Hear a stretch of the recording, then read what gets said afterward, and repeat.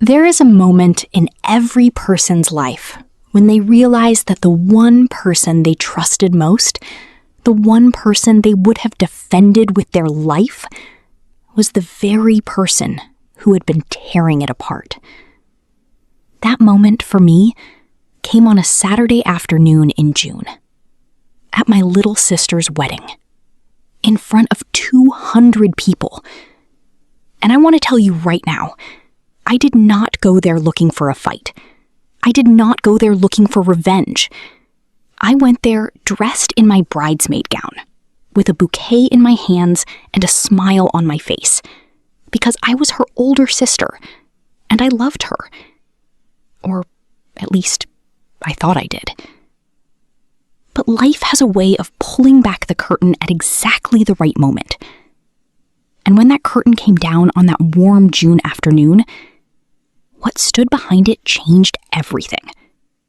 Not just my relationship with my sister, not just my understanding of my own family. It changed the way I see people, the way I see trust, the way I see myself. My name is Clara, and this is the story of how I lost a sister and found out who I really was. Let me take you back. Not to the wedding. Not yet. I need you to understand something first. I need you to understand what kind of woman my sister was, and more importantly, what kind of woman I was before any of this happened. Because you cannot understand the betrayal without first understanding the love. And I loved my sister more than I have ever loved anyone in my life. Growing up, Maya and I were inseparable. She was 3 years younger than me, quick to laugh, always dramatic, full of big dreams and even bigger emotions. Where I was quiet and steady, Maya was loud and brilliant. Where I planned, she improvised. We balanced each other in the way that only siblings can. Our mother used to say we were two halves of the same heart. I believed her for 31 years. We grew up in a small house at the edge of a quiet neighborhood. Nothing fancy. Our parents worked hard. Our dad at a factory, our mom cleaning houses for wealthier families nearby. There was never much money, but there was always warmth. There was always food on the table. There was always love. And there was always Maya and me. I was the responsible one, the good student, the one who got a scholarship to college and cried the entire first week because she missed home. The one who called her parents every single Sunday, without fail. Maya was the one who lit up every room she walked into. The one who made strangers feel like old friends in 30 seconds. The one who could convince anyone of anything, just by smiling. That last part, I would eventually learn, was not always a good thing. After college, I moved back home and got a job as an accountant at a mid-sized firm. It wasn't glamorous, but it was stable. I built myself a small apartment downtown, started saving money, and fell into the quiet rhythm of adult life. Maya, meanwhile, was still figuring herself out. She went to community college, dropped out after a year, worked at a boutique, then a coffee shop, then a real estate office. She moved around. She dated around. She was always on the edge of something big, or so she said. And I was always there, cheering her on, lending her money when she was short, letting her crash on my couch when her latest living situation fell apart, being her person. That was the word she always used, her person. Clara, she'd say, flopping down on my sofa with a cup of my coffee and her shoes still on, you are my absolute person. I don't know what I'd do without you. And I'd roll my eyes and tell her to take off her shoes. But inside, I glowed, because she was my person too. Then, 5 years ago, everything changed. His name was Daniel. I met Daniel at a company event, a client dinner that I almost didn't attend because I had a headache and a pile of work waiting at home. But my colleague practically dragged me there, and so I went. And there he was, tall, quiet, with kind eyes and a steady handshake, We talked for 2 hours that night. About books, about the kind of life we each wanted to build. He was a civil engineer. Thoughtful, deliberate, the kind of man who thought before he spoke and meant every word when he did. We were engaged within 18 months. Maya adored him. Or at least, that's what I believed. She was at every dinner, every family gathering, every birthday. She and Daniel laughed easily together, the way people do when they share a sense of humor. She was always texting him, always tagging him in things online, always saying, "Daniel, you're the brother I never had." I thought it was sweet. I thought it was family. I was so wrong. It started small, the way all dangerous things do. About 2 years into my engagement with Daniel, I began noticing things. Little things. The kind of things that by themselves mean nothing. But when you line them up side by side, they start to form a picture you desperately don't want to see. The first thing was the phone. Daniel had always been open with his phone. Not in an invasive way, just in the natural, relaxed way of someone who has nothing to hide. He'd leave it on the counter, he'd answer it in front of me, he'd hand it to me to show me a photo or a map. But sometime around the beginning of that second year, I noticed he started carrying it with him more, putting it face down on tables, stepping out of the room to take certain calls. I told myself he was planning a surprise for me. Our anniversary was coming up. Our anniversary came and went. Nothing unusual. Just a nice dinner and flowers, which I loved. The phone behavior continued. The second thing was Maya. She started coming around less, which was strange because since Daniel and I got engaged, she had practically been a permanent fixture in our lives. But now she was busy. Always busy. New job, she said. New social life. New everything. I was happy for her. I said as much. But there was something in her eyes when she looked at me. Something I couldn't name. Something that sat just below the surface of her smile. I told myself I was imagining things. The third thing was the conversation I wasn't supposed to hear. It was a Tuesday night. Daniel was in the kitchen, and I had come home early from a work dinner that ended faster than expected. I came through the front door quietly. I had a headache, and I didn't want to make noise. I set my bag down by the door. I slipped off my shoes. And from the kitchen, I heard Daniel's voice. Low. Careful. The voice he used when he was trying not to be overheard. "You know I care about you," he was saying. "But this isn't the right time. We talked about this." A pause. He was listening to someone on the phone. Then, "No, stop. I have to go." I stood in the hallway for 3 full seconds, frozen. Then I made noise. I rattled my keys. I called out, "Hey, I'm home early." And I walked into the kitchen with a smile on my face. Daniel was standing at the counter with his phone in his hand, looking up at me. "Hey," he said. "How was dinner?" "Good," I said. "Who was that?" "Work," he said, without blinking. I believed him. Or I told myself I believed him. There is a difference, I've learned. And the difference matters. For 2 more months, I watched and I waited, and I told myself story after story to explain away the things I was noticing. He was stressed at work. Maya was just going through a phase. The phone thing was nothing. The conversation was nothing.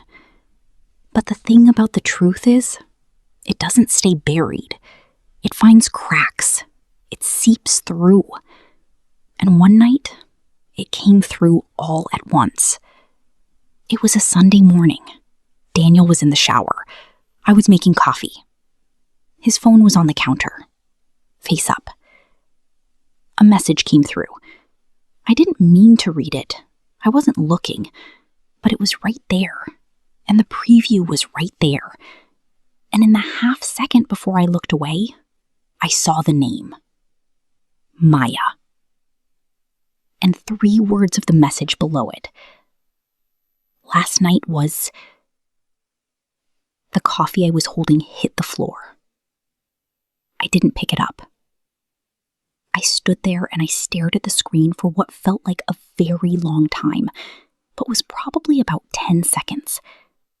And then, with hands that felt like they belonged to someone else, I picked up the phone. I know what some of you are thinking. That was an invasion of privacy, that maybe it wasn't what it looked like, that I should have waited, that I should have talked to him first. Maybe. But I didn't. Because something inside me already knew, had known for a long time, and the knowing was unbearable. I read the message. Then I read the ones above it. Then I scrolled up further. And further. It had been going on for 8 months. 8 months. There they were. Messages between my fiancé and my little sister. Casual at first. Jokes. The kind of thing I'd seen before. But then shifting. Warmer. Closer. And then something I could not unsee. Something that made the floor feel like it had dropped away beneath me. My sister. My person. And the man I was going to marry. I put the phone down. I walked to the bathroom door. I knocked. "Daniel," I said. My voice sounded strange to me. Very flat. Very calm. "When you get out, we need to talk." He came out 5 minutes later, with a towel around his shoulders and a look on his face that told me, before he even said a word, that he already knew what I had found. That look. I still see it sometimes, when I close my eyes. Not guilt. Something past guilt. Something tired and resigned and almost relieved. Like he had been waiting for this moment too. "How long?" I asked. He sat down on the edge of the bed. He looked at his hands, and he told me. 8 months. It had started at a birthday party I hadn't attended because I was sick. They had been talking more, and then more. And then it had become something neither of them had planned. Or so he said. "Do you love her?" I asked. He didn't answer right away. Which was its own answer. "I'm so sorry, Clara," he said. "I know," I said.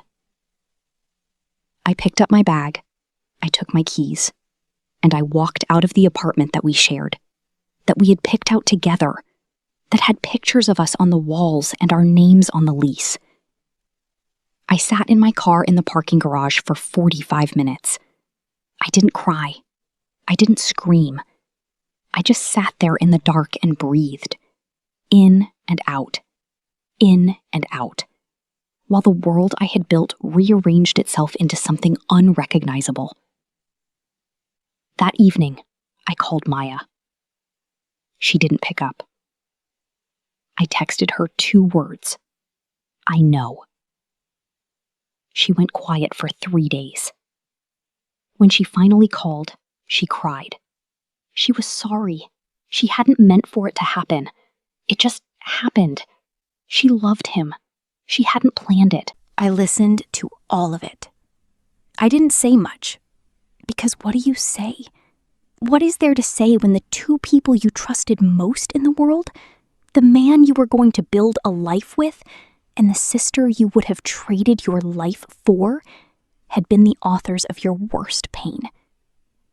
I said one thing before I hung up. Don't call me again until you figured out what kind of person you want to be. Then I hung up, and I did not take her calls for 6 months. What nobody tells you about betrayal is what comes after. After the confrontation, after the tears, after the phone calls and the explanations and the apologies that land hollow no matter how genuine they are. What comes after is the silence, the long, heavy, impossible silence. I broke off the engagement within a week. That part was clear. Whatever grief I felt about Daniel, and I did feel grief, real grief, the kind that sits in your chest like a stone, I never considered staying. Some things, once broken, cannot be rebuilt. Not because the love wasn't real, but because trust, once destroyed in that particular way, does not grow back in the same place. I did not try to hate him. Hating him would have required energy I did not have. I just let him go. Maya was harder. Maya was the wound that did not close. My parents, of course, found out. Our mother went through her own private devastation. She had loved Daniel like a son, and she loved both her daughters, and now she was standing in the rubble of something she didn't fully understand. She tried to mediate. That is what mothers do. She called me, she called Maya, she suggested dinners and conversations and healing. I told her I needed time. She gave it to me, reluctantly. In those months of silence, I did what I have always done when the world falls apart. I worked. I threw myself into my job with a focus that bordered on obsession. I worked early and stayed late and took on projects I didn't need to take on, because empty hours were dangerous. I also, for the first time in my adult life, went to therapy. My therapist's name was Dr. Asha. She was calm and direct and very good at sitting quietly when I said things that I had never said out loud before. I keep waiting to feel angry, I told her once. Everyone expects me to be angry, but mostly I just feel stupid. Why stupid? She asked. Because I didn't see it, I said. I was right there. I was in the middle of it, and I didn't see it. She looked at me for a moment, and then she said, or maybe you did see it. Maybe you just didn't want to.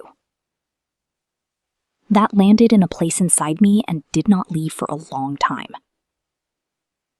Slowly, over those 6 months, I began to rebuild something. I redecorated my apartment, changed the furniture, repainted the walls, reclaimed the space. I made new friends.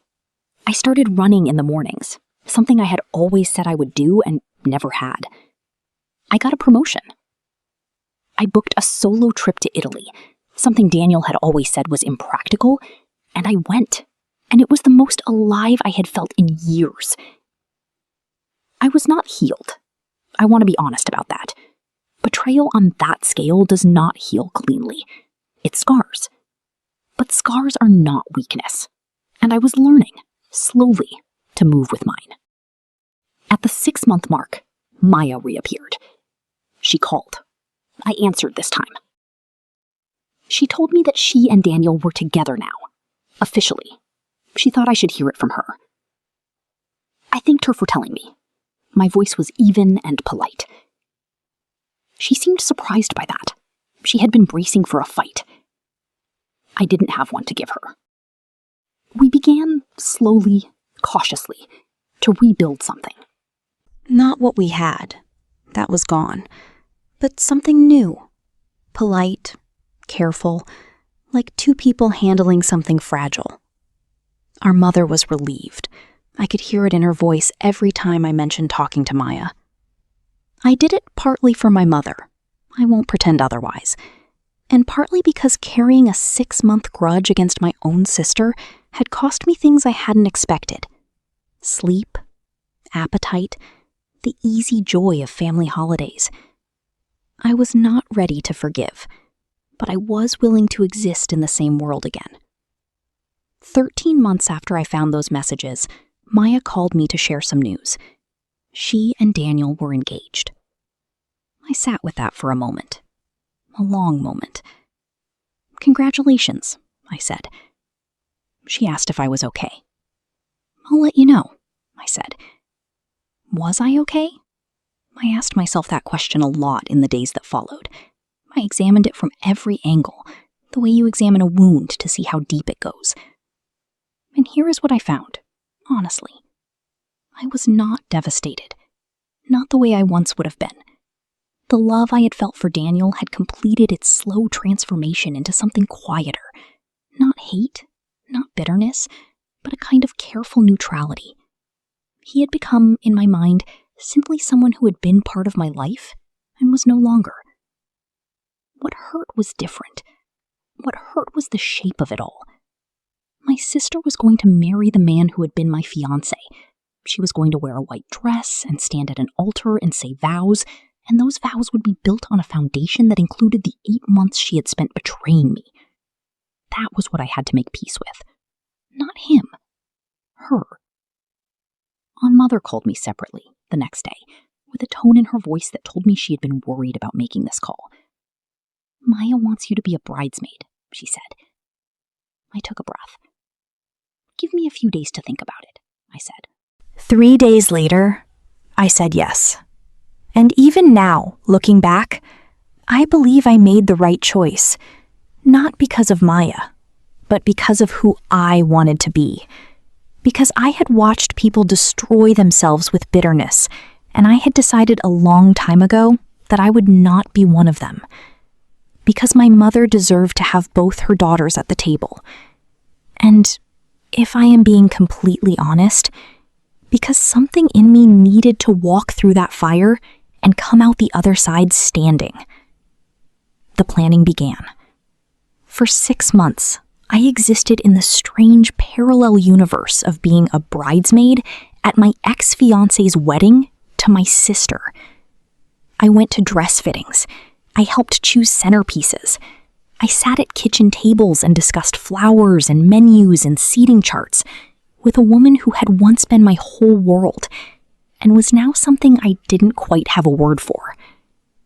I kept my feelings in a locked room inside myself. I was polite. I was helpful. I was the responsible older sister, as I had always been. And I told myself it would be fine, that the wedding would happen, and it would be hard, and then it would be over, and we would all move forward. I had no idea. The night before the wedding, there was a small dinner at my parents' house. Just family. My parents, Maya, Daniel, his parents, and me. I dressed carefully that evening. I put on something simple and elegant, and I told myself, one more day. You can do one more day. Dinner was pleasant enough on the surface. My mother had cooked everything herself, the way she always did for occasions.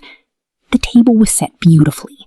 There was wine and laughter and the warm noise of people gathered around food. I watched Daniel and Maya across the table. I watched the way he passed her the bread without being asked, the way she leaned into him when she laughed, the way they occupied the same space with the ease of people who had been building something together for a long time.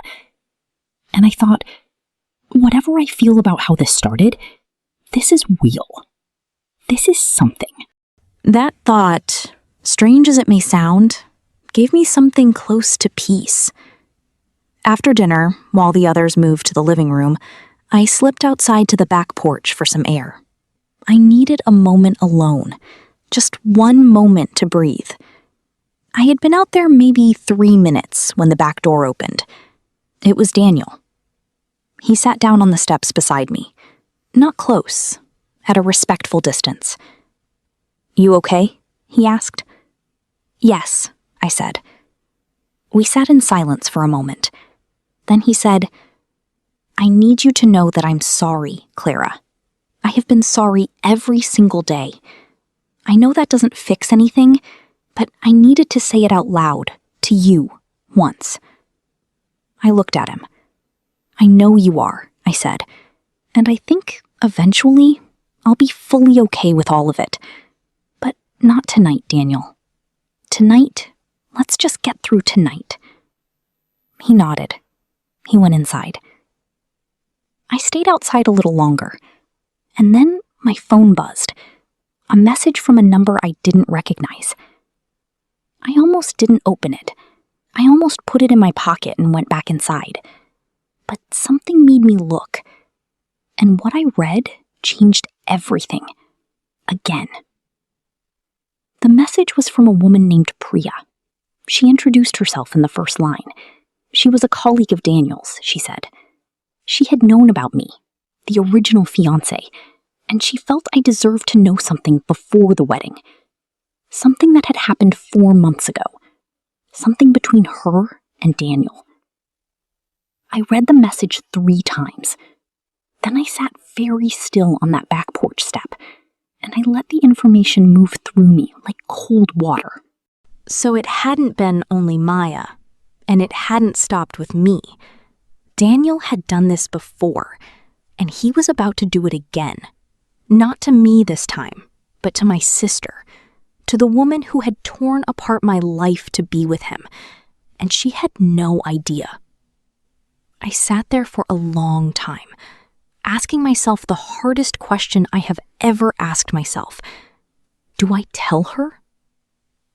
There is a version of this story where I say nothing, where I tuck that message into the back of my mind, wish my sister well, smile through the ceremony, and let fate handle what comes next. I considered that version. I will be honest with you. I considered it. Maya had hurt me, profoundly, deliberately. She had known exactly what she was doing every single day for 8 months, and she had done it anyway. Some part of me, the part that is only human, thought, "You made your bed." But there was another part, a louder part. The part that remembered 2 little girls sharing a bedroom. The part that remembered sitting at hospital bedsides and holding hands through bad breakups and being called over and over, my person. The part that understood that whatever Maya had done to me, she was still about to walk into a marriage with a man who was, at his core, not who he had shown her. And she deserved to know that. Not for my sake, for hers. I messaged Priya back. I asked for proof. She sent it within minutes. Screenshots, dates, specific enough to be undeniable. I sat with this for 2 hours. 2 hours on that back porch, long after the dinner had ended and everyone had gone to their separate rooms. 2 hours of questions. What would this do to the wedding? What would it do to our family? What would it do to Maya? What would it do to me to stay silent? At midnight, I made my decision. I would not let my sister walk down that aisle without the truth, but I would not make it a spectacle. I would tell her privately, quietly, before the ceremony. The choice of what to do with the information would be hers. I went to bed. I did not sleep. The morning of the wedding was beautiful. The sky was the kind of clear, pale blue that makes every photograph look perfect. The venue, a converted barn about 40 minutes outside the city, was already being set up when the bridal party arrived. White flowers everywhere, fairy lights, the smell of fresh lilies and morning air. Maya was glowing. That is the only word for it. She was in her dressing room when I arrived, sitting at the vanity in her slip, with her hair half done, laughing at something one of her friends had said. She looked happy, genuinely, completely happy. My heart broke a little, looking at her. I waited. I helped with the veil. I zipped up her dress when the time came. I smiled and said the right things and stood in the photographs and acted with everything in me like this was just a wedding day. But inside, I was measuring every moment, calculating the window. When could I get her alone? When could I do this without falling apart, without letting it become a scene? 1 hour before the ceremony. The others stepped out for champagne and photographs in the garden. Maya and I were alone. Maya, I said, I need to talk to you about something. Before the ceremony. Sit down. She looked at me in the mirror. Something shifted in her expression. Clara, what's wrong? Please sit down, I said again. She sat. I told her, calmly, clearly. I told her about the message from Priya. I told her what it contained. I told her about the proof. I told her that I had struggled all night with whether to say anything, and that I was saying it now, not to hurt her, but because she deserved to make this choice with full information. She went very still. She stared at me. And then, quietly, she said, "Show me." I showed her the screenshots on my phone. She read them, slowly, once, then again. The silence that followed was the loudest thing I have ever heard. What happened next is something I have told only to a few people in the years since, something I have turned over in my mind many times, something I was not expecting. Maya stood up. She smoothed her dress. She looked at herself in the mirror for a long moment. And then she said, "I need to speak to Daniel before the ceremony starts." "Maya," I started. "No," she said. Her voice was completely steady. "I need to speak to Daniel. Right now." She walked out of the dressing room in her wedding dress. I followed, because I did not know what else to do, because I was not going to let her walk into that alone. Daniel was in a side room with his groomsmen. When the door opened and Maya walked in, the room went quiet. The groomsmen read the situation and quietly filed out. I stood in the doorway. Daniel looked at Maya, then at me, then back at Maya. "Maya," he began. "Priya," she said. One word. One name. The color left his face. "Were you going to tell me?" Maya asked. Her voice was very quiet. "Before we stood in front of 200 people and made promises to each other? Were you ever going to tell me?" He said nothing. Which, again, was its own answer. Maya looked at him for a long time. I watched her face. I watched her process something massive and terrible in the span of about 30 seconds. I watched the woman my sister had become, stronger and sharper and more certain than the girl I had grown up with, make a decision. "I need you to leave this venue," she said, "right now, before I walk back out there." "Maya, please, let me explain." "There is nothing to explain," she said. "I know what this is. I have known what you are, I think, for longer than I admitted to myself, and I am not going to stand at that altar and pretend." Her voice cracked on that last word, just a little, but she did not look away. Daniel left. He walked out of the side room, through the venue, and out to the parking lot, and he drove away. I watched from the window as his car disappeared down the road. My sister stood alone in the center of the room in her wedding dress. I walked to her. She did not cry. Not then. She just stood there, breathing slowly, her hands loose at her sides. Then she looked at me, and she said, "I have to go tell 200 people that there's no wedding." "Yes," I said. "Will you come with me?" "Yes," I said again. We walked out together. The guests were assembled, seated, murmuring amongst themselves. The officiant was at the front. Flowers lined the aisle. The string quartet was playing something soft and anticipatory. Every head turned when the doors opened. Every face expected the beginning of a fairy tale. Maya walked to the front of the room. I stood at the edge of the aisle. The room went completely silent. I owe everyone here an apology and an explanation, Maya said. Her voice carried perfectly, clear and steady across every row. There will not be a wedding today. I am sorry you came a long way, and I am grateful for your presence. But I cannot stand here and make promises that I know are built on a foundation of lies. Not again. Not again. I heard the weight in those 2 words. The room erupted softly. Murmurs, confusion, a few gasps. I saw our mother's face in the front row. I saw her take our father's hand.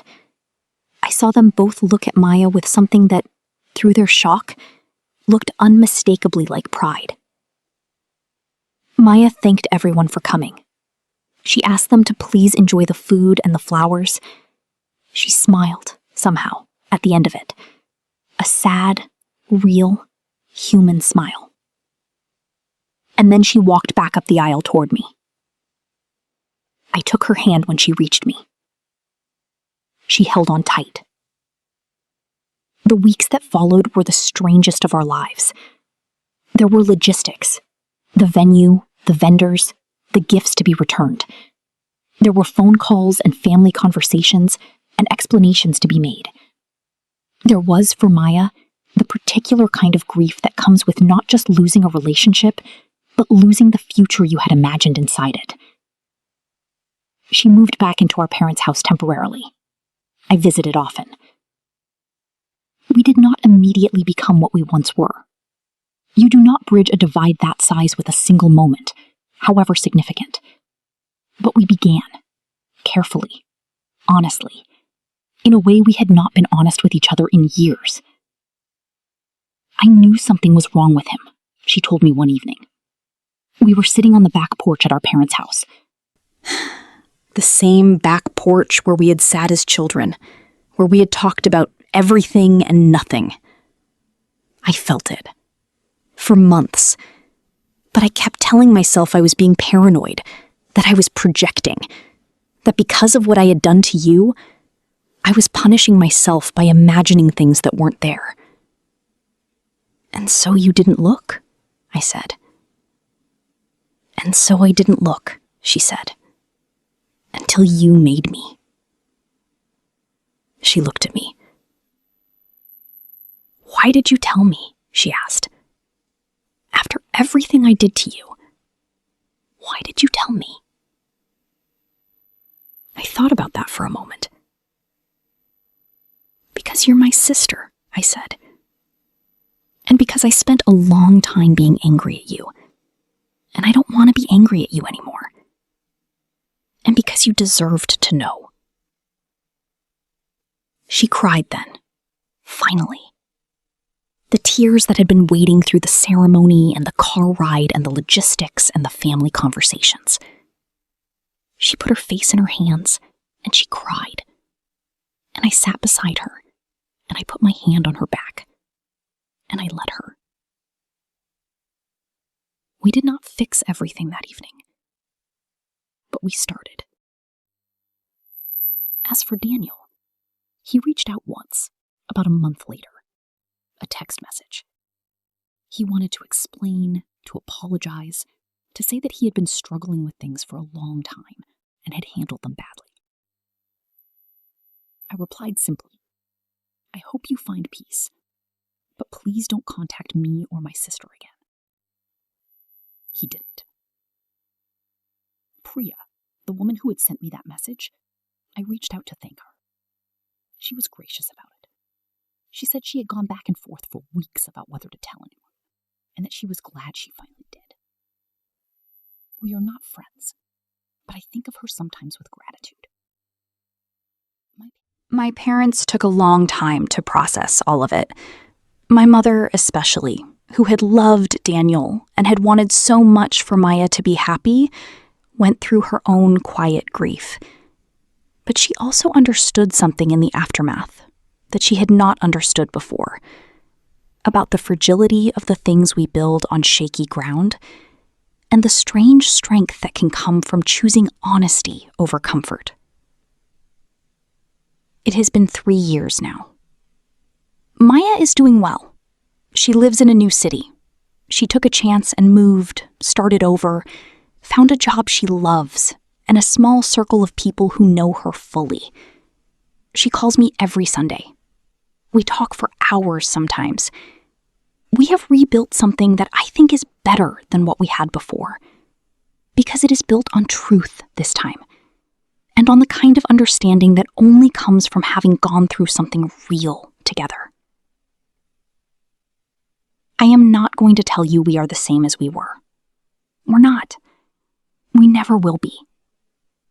That version of us, two young sisters who believed the world was simple and safe, is gone. But what we are now is something I value more, something I trust more. I am myself in a relationship now. Someone I met about a year after all of this ended. A quiet, steady man who reads too many books and makes very good coffee and has never once made me feel like I have to watch his phone. We take things slowly. I trust carefully, and he is patient with that. I think it is going well. I want to tell you a few things I have learned. Not as advice. I don't know your life, but as things I wish someone had said to me.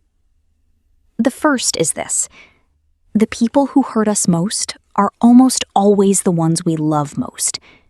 That is not a reason to stop loving people. It is a reason to pay attention, to let love and clear sight exist at the same time. You can love someone and still see them clearly.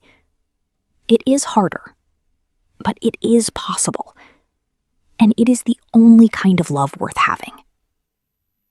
The second is, telling the truth is almost always harder than staying silent, and it is almost always worth it. Not because the truth sets everything right, sometimes it blows everything up, but because living inside a lie, whether someone else's or your own, is its own kind of prison. And you deserve to be free. The third is about forgiveness. People talk about forgiveness like it is a switch you flip, like one day you decide to forgive and then you are done. It is not like that. Forgiveness is something you do over and over again, on ordinary Tuesday mornings and quiet Sunday evenings, and in the middle of the night when the old hurt shows up uninvited. You forgive, and you forgive, and you forgive, until one day you realize that the hurt has become something smaller. Not gone, just smaller, and you are larger than it. I forgave Maya. I am still forgiving her, in the small ways, but I choose her. I choose my sister. Not in spite of what happened, but because of who she has become on the other side of it. Because she walked out to face 200 people in a wedding dress and told the truth, even though it cost her everything she thought she wanted. Because she chose herself. That takes courage. I want her to know I see it. If you are watching this and you are carrying something heavy right now, a betrayal, a silence, secret you don't know what to do with, I want to say one thing to you. You are going to get through it. Not around it, not under it, through it. Right through the middle. And it is going to be hard. And it is going to take longer than you think. And there are going to be mornings when you don't believe it is possible. But you are going to get through it. And when you come out the other side, you are going to know things about yourself that you could not have learned any other way. Things about your own strength, your own capacity for love, your own ability to walk into a room full of fire and come out with something real. My name is Clara, and this is the story of how I lost a sister and found her again, and how I found myself along the way. Thank you for listening.